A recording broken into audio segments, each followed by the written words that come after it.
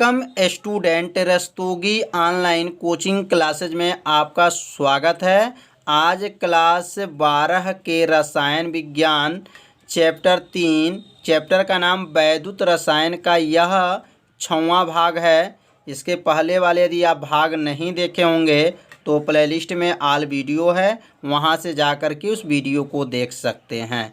तो यह प्रतिदिन 7 बजे शाम को लाइव क्लास चलता है। तो आप सभी विद्यार्थी 7 बजे लाइव क्लास से जुड़िए और प्रतिदिन मेरे वीडियो को देखिए और एक अच्छे से नोट्स को बना लीजिए। तो इस भाग में हम लोग पढ़ेंगे वैद्युत अपघट्ट क्या होते हैं और वैद्युत अपघट्ट कितने प्रकार के होते हैं। तो एक एक लाइन उत्तर को अपने कॉपी में नोट भी कीजिएगा और समझ करके अच्छे से क्या कीजिएगा, नोट्स भी बना लीजिए। तो वैद्युत अपघट्ट की परिभाषा क्या है? वे पदार्थ जो जल में घोलने पर सुचालक की भांति व्यवहार करते हैं।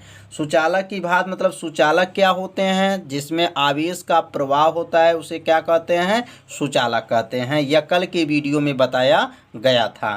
तो अब यहाँ पे लिखेंगे वे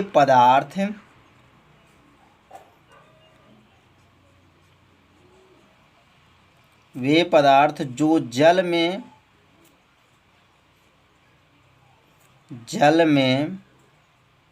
घोलने पर, जल में क्या करेंगे, घोलने पर वे सुचालक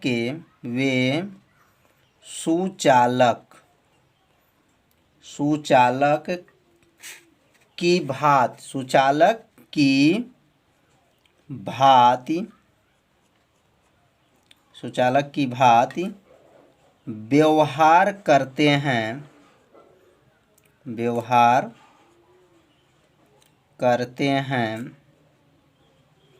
वैद्युत अपघट्ट कहलाते हैं।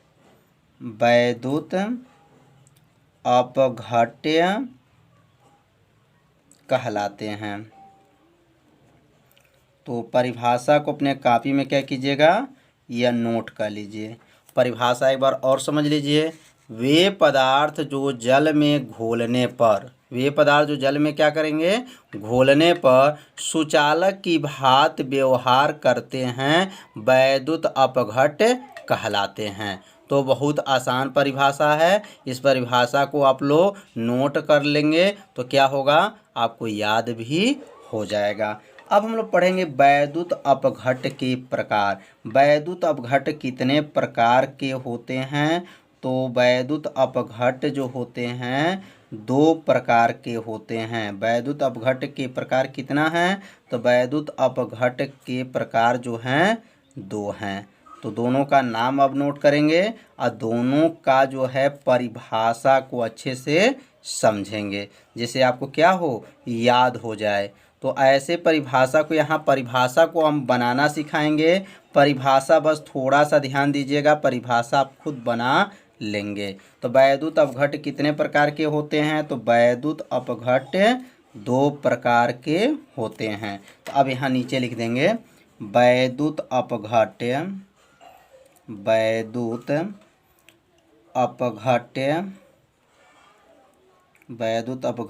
2 प्रकार के होते हैं।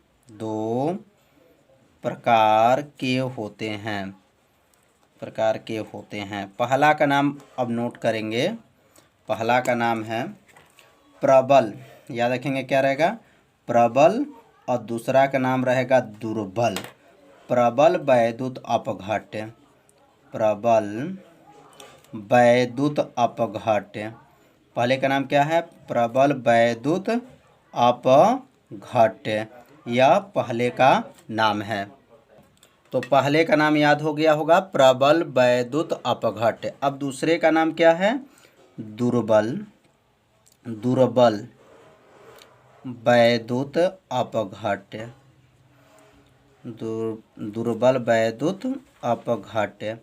अब परिभाषा किसका याद करेंगे, तो प्रबल वैद्युत अपघट्ट का परिभाषा को याद करेंगे। अगर प्रबल वैद्युत अपघट्ट का परिभाषा याद हो गया तो समझिए किसका परिभाषा बना लेंगे, दुर्बल वैद्युत अपघट्ट का परिभाषा आप लोग खुद बना लेंगे। थोड़ा सा ध्यान देना है परिभाषा में। तो अब हम लोग सीखेंगे प्रबल वैद्युत अपघट्ट। तो प्रबल वैद्युत अपघट की परिभाषा होगा, ऐसे वैद्युत अपघट जो जल में घोलने पर 100% आयनित हो जाते हैं। वे वैद्युत अपघट जो क्या जल में घोलने पर कितने परसेंट, 100% आयनित हो जाते हैं, प्रबल वैद्युत अपघट कहलाते हैं। तो यहाँ पे उत्तर अपने कॉपी में भी नोट कर लीजिएगा। ऐसे वैद्युत अपघट, ऐसे वैद्युत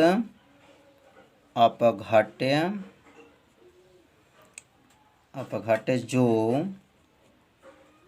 जल में घोलने पर, जल में घोलने पर, जल में घोलने पर 100% आयनित हो जाती हैं, 100% आयनित हो जाते हैं, हो जाते हैं, उसे प्रबल, उसे क्या कहेंगे, प्रबल, प्रबल वैद्युत अपघट कहते हैं, प्रबल वैद्युत अपघट कहते हैं, कहते हैं, हैं।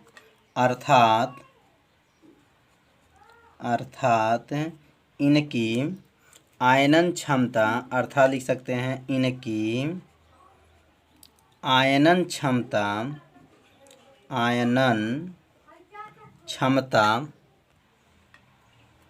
आयनन क्षमता उच्च होती हैं, उच्च होती हैं। तो प्रबल वैद्युत अपघट का परिभाषा तो बहुत आसान है।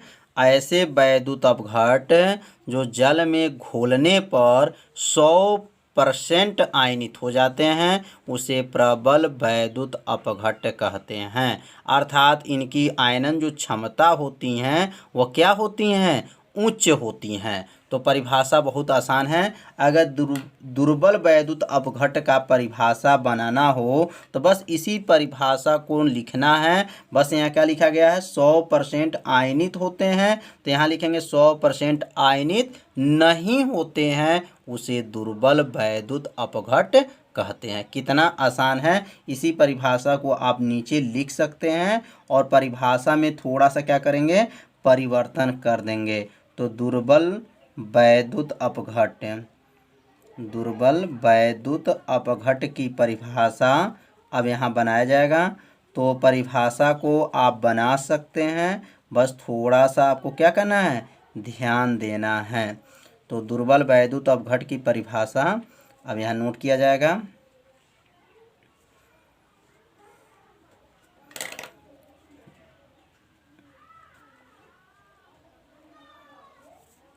अब परिभाषा को क्या लिखेंगे, ऐसे वैद्युत अपघट, ऐसे वैद्युत अपघट, वैद्युत अपघट जो जल में, जो जल में घोलने पर, जल में क्या करने पर, घोलने पर, घोलने पर 100% आयनित, 100% आयनित नहीं होते हैं, आयनित नहीं होते हैं, नहीं होते हैं, उसे दुर्बल, दुर्बल वैद्युत अपघट कहते हैं। उसे क्या कहते हैं, दुर्बल वैद्युत अपघट कहते हैं, कहते हैं। तो प्रबल की परिभाषा और दुर्बल की परिभाषा क्या है, बहुत आसान है। बस प्रबल में क्या बोला गया था, 100% आयनित हो जाते हैं, और दुर्बल में क्या लिखना है, 100% आयनित नहीं होते हैं। अर्थात इनकी अर्थात इनकी आयनन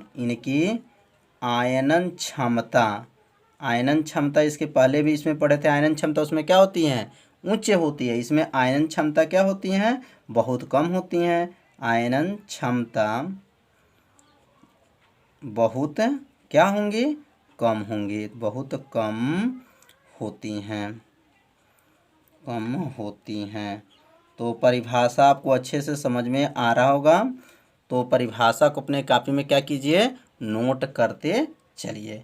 तो प्रबल वैद्युत अपघट्ट और दुर्बल वैद्युत अपघट्ट में क्या अंतर है, तो अंतर समझ लीजिए। प्रबल वैद्युत अपघट्ट में क्या है, 100% आयनित होते हैं। दुर्बल वैद्युत अपघट्ट में 100% आयनित नहीं होते हैं। और इसमें इसकी आयनन माने प्रबल वैद्युत अपघट्ट के आयनन क्षमता जो होती क्या होती हैं, उच्च होती हैं। और दुर्बल वैद्युत अपघट्ट के आयनन जो क्षमता होती हैं क्या होती हैं, कम होती हैं। तो दोनों का अंतर भी चाहे तो आप लिख सकते हैं। अब हम लोग पढ़ेंगे वियोजन की मात्रा। वियोजन की मात्रा क्या है, और इसका भी परिभाषा जो है सूत्र से परिभाषा को बनाया जा सकता है। तो यहाँ लिखेंगे वियोजन की मात्रा। वियोजन की मात्रा से आप क्या समझते हैं, तो वियोजन की मात्रा जो है सूत्र इसका अगर याद है तो इसकी परिभाषा को क्या कर सकते हैं, बना सकते हैं। कि वियोजन की मात्रा से आप क्या समझते हैं, इसका उत्तर बन जाएगा। बस क्या याद करना है, इसका फार्मूला वियोजित मोलों की संख्या और कुल मोलों की संख्या, बस दो चीज़ को ध्यान देना है, वियोजित मोलों की संख्या और कुल मोलों की संख्या। तो यहाँ लिखेंगे वियोजन है तो क्या लिखेंगे, वियोजित, वियोजित मोलों की संख्या, वियोजित मोलों की संख्या, मोलों की संख्या, वियोजित मोलों की संख्या तथा कुल मोलों की संख्या, कुल मोलों की संख्या, कुल मोलों की संख्या के अनुपात को, संख्या के अनुपात को, संख्या के अनुपात को वियोजन की संख्या कहते हैं, वियोजन की संख्या कहते हैं, संख्या कहते हैं। कितना आसान है। वियोजित मोलों की संख्या और कुल मोलों की संख्या के अनुपात को वियोजन की मात्रा कहते हैं। इसे अल्फा से प्रदर्शित करते हैं। किसे, अल्फा से प्रदर्शित करते हैं, अल्फा से प्रदर्शित करते हैं।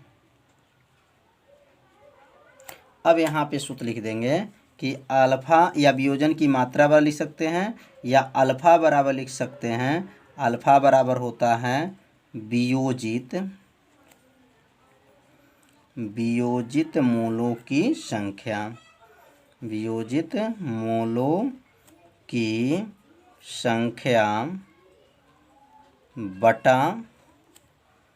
बटा कुल मोलों की संख्या, बटा क्या होता है, कुल मोलों की संख्या, कुल मोलों की संख्या। तो परिभाषा जो बना है इसी सूत्र से आप परिभाषा को बना सकते हैं। बस थोड़ा सा ध्यान देना है, परिभाषा आपको क्या होगा, याद हो जाएगा और परिभाषा जो है बन भी जाएगा। कैसे, तो अब यहाँ से बोलेंगे वियोजित मोलों की संख्या और कुल मोलों की संख्या के अनुपात, ये बटा को अनुपात कहते हैं, के अनुपात को वियोजन की मात्रा कहते हैं।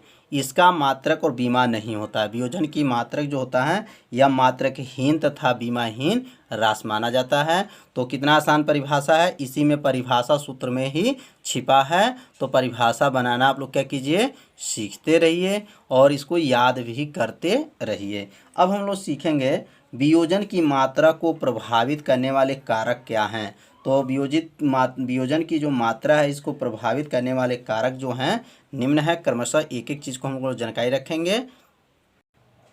अब यहाँ नोट करेंगे वियोजन की मात्रा, वियोजन की मात्रा को प्रभावित करने वाले कारक, प्रभावित करने वाले कारक, करने वाले कारक। तो वियोजन की मात्रा को प्रभावित करने वाले कारक कितने हैं? तो वियोजन के प्रभावित करने वाले कारक जो हैं निम्न हैं। पहला समझेंगे क्या है। तो पहला जो है तनुता का प्रभाव। क्या है? तनुता का प्रभाव, तनुता का प्रभाव, तनुता का प्रभाव। अब यहाँ लिखेंगे तनुता बढ़ाने पर, याद रखेंगे तनुता बढ़ाने पर, तनुता बढ़ाने पर, बढ़ाने पर वियोजन की मात्रा बढ़ती है। तनुता बढ़ाने पर किसकी मात्रा? वियोजन की मात्रा, वियोजन की मात्रा, मात्रा बढ़ जाती है, बढ़ जाती हैं। तो पहला जो है तनुता का प्रभाव क्या है? तनुता बढ़ाने पर वियोजन की मात्रा क्या होती हैं? बढ़ जाती हैं। या तनुता घटाने पर वियोजन की मात्रा क्या होती हैं? घट जाती हैं। बढ़ाने पर बढ़ेगी, घटाने पर घटेगी। तो यह दो आपका जो यहाँ नियम समझ में आप लोग को आ गया होगा। तनुता बढ़ाने पे क्या होगा? वियोजन बढ़ेगा, तनुता घटाने पर घटेगा। अब यहाँ दूसरा जो जानेंगे इसका प्रभाव क्या है। ताप का प्रभाव, ताप का प्रभाव। अब ताप का क्या प्रभाव है? जो वियोजन की मात्रा है वो ताप पर क्या प्रभाव डालती है? तो यहाँ लिखेंगे ताप बढ़ाने पर, लिखेंगे यहाँ पर ताप बढ़ाने पर, ताप बढ़ाने पर श्यानता घटती है, श्यानता घटती हैं, श्यानता घटती हैं। इसलिए, इसलिए वियोजन, इसलिए वियोजन की मात्रा, इसलिए वियोजन की मात्रा, मात्रा बढ़ जाती हैं, बढ़ जाती हैं। तो ताप पे क्या प्रभाव पड़ा? ताप बढ़ाने पर श्यानता घटती हैं, इसलिए वियोजन की मात्रा क्या होती हैं? बढ़ जाती हैं। तो दो आप लोग को अच्छे से समझ में आ गया होगा कि वियोजन को प्रभावित करने वाले कारक क्या हैं। पहला तनुता का प्रभाव, तनुता बढ़ाते हैं तो वियोजन की मात्रा बढ़ जाती है। और इसमें ताप में क्या होता है? ताप बढ़ाएंगे तो श्यानता घटती है, इसलिए वियोजन की मात्रा क्या होती हैं? बढ़ जाती हैं। अब हम लोग पढ़ेंगे सम आयन प्रभाव। तीसरा हम लोग समझेंगे सम आयन प्रभाव, सम आयन प्रभाव, प्रभाव। तो सम आयन प्रभाव पर क्या प्रभाव होता है वियोजन की? तो किसी दुर्बल वैद्युत अपघट्ट में, ध्यान देना है इसमें जो है प्रबल, ये क्रिया जो होता है सम आयन प्रभाव, यह जो होता है दुर्बल वैद्युत अपघट्ट में होता है, प्रबल वैद्युत अपघट्ट में नहीं होता है। तो यहाँ लिखेंगे किसी, किसी दुर्बल, दुर्बल वैद्युत अपघट्ट, वैद्युत अपघट्ट, दुर्बल वैद्युत अपघट्ट में समान आयन, समान आयन,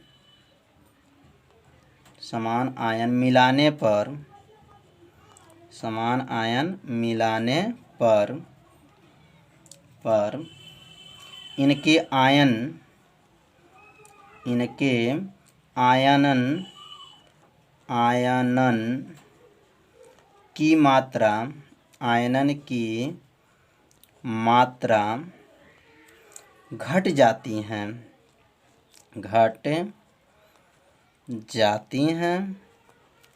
इस घटना को क्या कहेंगे? सम आयन प्रभाव कहा जाता है। सम आयन प्रभाव कहते हैं। तो ध्यान दीजिए, किसी दुर्बल वैद्युत अपघट में समान आयन मिलाते हैं तो उनके आयनन की मात्रा क्या होती हैं?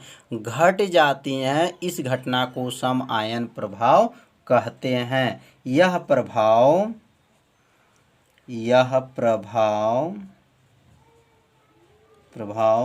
केवल, याद रखेंगे, किस में होता है? केवल दुर्बल वैद्युत अपघट, दुर्बल वैद्युत अपघट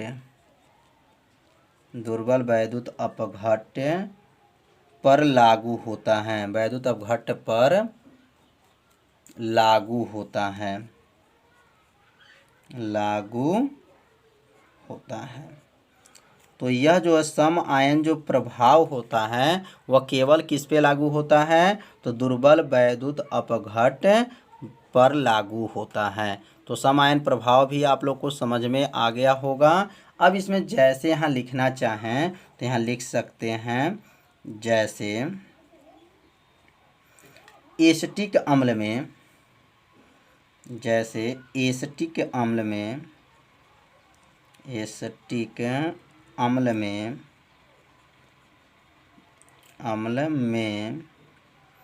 सोडियम एसीटेट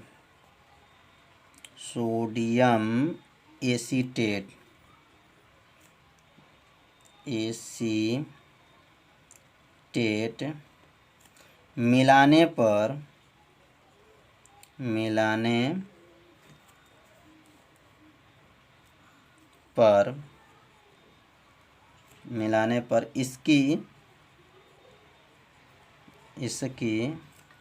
आयनन की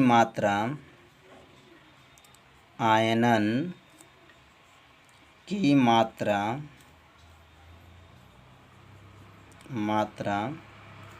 घट जाती हैं। तो जब एसिटिक अम्ल में सोडियम एसीटेट को जब मिलाया जाता है तो उसकी आयनन की जो मात्रा होती हैं वह क्या होती हैं? घट जाती हैं। तो यह सब क्या था? यह सब वियोजन के मात्रा को प्रभावित करने वाले क्या थे? कारक थे। तो इस कारक को आप लोग याद कर लीजिए, क्योंकि यह कई साल परीक्षा में पूछा जा चुका है। तो आज का वीडियो आप लोग को अच्छे से समझ में आ गया होगा और प्रतिदिन एक नोट्स आप लोग बनाते चलिए, जिससे आपको क्लास 12 का रसायन विज्ञान क्या हो जाए?